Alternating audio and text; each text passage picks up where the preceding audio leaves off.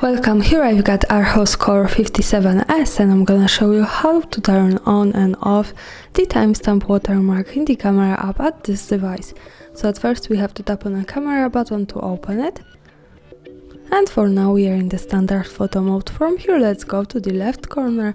By tapping on this we can open the advanced camera settings, as you can see. So we have to slide a little bit down and pick the timestamp here. By tapping on this button we can turn it on and turn it off like that. This is how it works. For now let me keep this turn it on and let's go back to the camera to take a picture.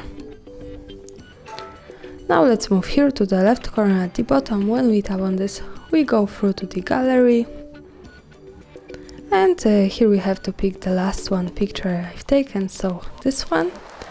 As you can see here in the right corner at the bottom we have the timestamp watermark. This is how it looks like.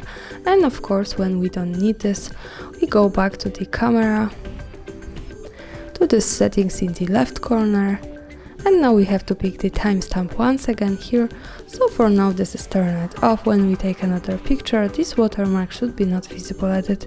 And that's all, thanks for watching, subscribe our channel and leave the thumbs up.